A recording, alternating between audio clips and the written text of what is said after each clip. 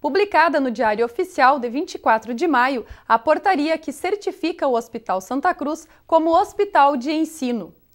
Essa certificação consolida o compromisso do HSC de proporcionar atendimento humanizado e de excelência à população, trazendo vários benefícios, entre as atividades de ensino, pesquisa e extensão. Confira agora a dica cultural desta semana.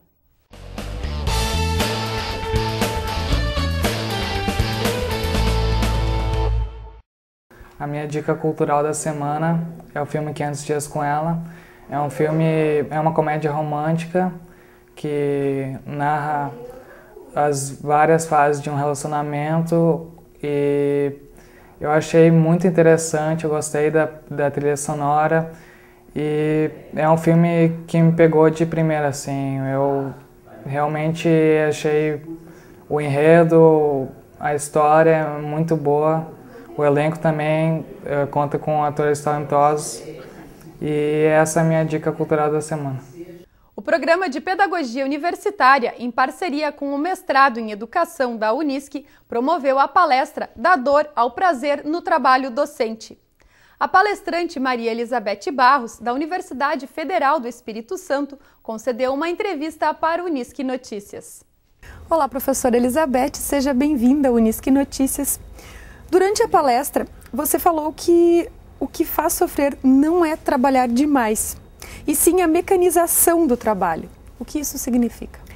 Isso significa que essa relação naturalizada entre o trabalho e o sofrimento, muitas vezes é considerada pertinente em função de uma carga excessiva de trabalho. Então, muitos trabalhadores dizem que sofrem muito porque trabalham demais. O que eu tentei mostrar na palestra é que, na realidade, o que nos faz sofrer no trabalho não é o trabalho demais, não é uma carga exagerada de trabalho apenas. Não estou diminuindo a importância de uma carga excessiva de trabalho, mas esse não é o fator predominante.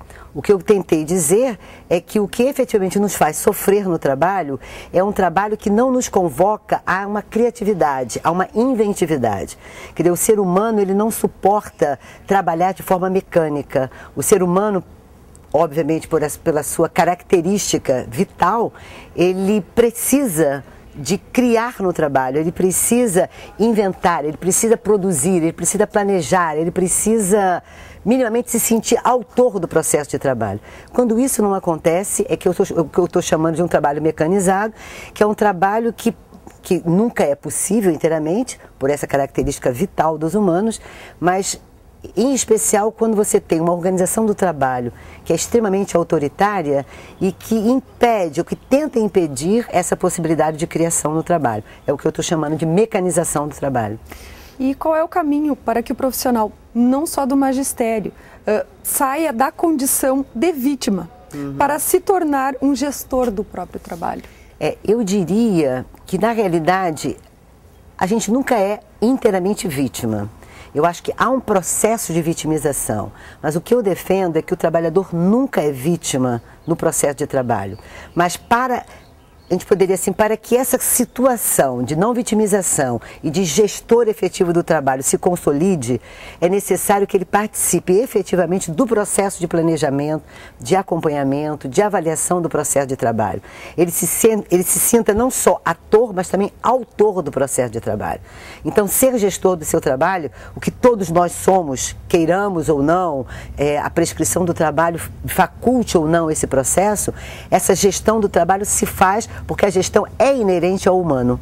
Então, nesse sentido que eu estou dizendo que ser gestor do trabalho é fazer, ou melhor, maximizar essa inventividade no processo de trabalho.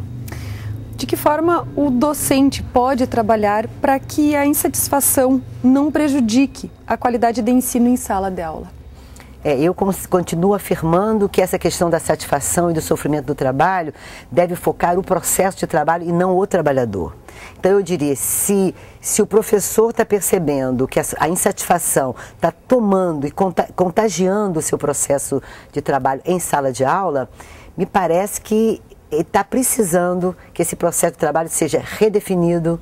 E quando eu estou chamando de redefinição do processo de trabalho, é uma convocação para que todos os trabalhadores se sentem em roda e possam estar discutindo o seu processo de trabalho, avaliando esse processo, pensando alternativas, pensando caminhos, porque é nessa relação com o outro que você pode sair tanto dessa situação de vítima, quanto dessa situação de trabalho mecanizado e principalmente é na relação com o outro, é no compartilhamento que você pode efetivamente produzir autonomia e criatividade no trabalho. Mas isso, repito, só se faz num processo de trabalho onde a verticalização e o autoritarismo não seja a tecla, o aspecto predominante.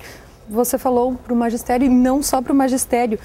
No geral, para cada indivíduo, como cada indivíduo pode identificar no seu trabalho o que está lhe causando esse sofrimento, para então buscar a solução? Eu acho que ele sozinho ele não encontra isso, né? Ele só vai encontrar o que está determinando essa produção de sofrimento no diálogo com o seu companheiro, né, dos seus companheiros de trabalho, porque na realidade ninguém trabalha sozinho. Então, quando alguma coisa está trazendo insatisfação para o trabalhador, certamente essa insatisfação precisa ser entendida no âmbito do trabalho no seu sentido mais geral. Então, ele só pode entender e fazer uma reversão desse processo se no diálogo com o outro ele consegue pensar e colocar em análise e em debate o modo como esse trabalho está se organizando. Porque a questão nunca é dele sozinho, nunca é uma questão individual, nunca é uma culpa do trabalhador. E o que ele precisa para, inclusive, sair dessa situação de vítima é perceber que ele não é o culpado no trabalho, que ele é uma peça dessa engrenagem, que ele é um nó dessa rede, mas ele não pode ser...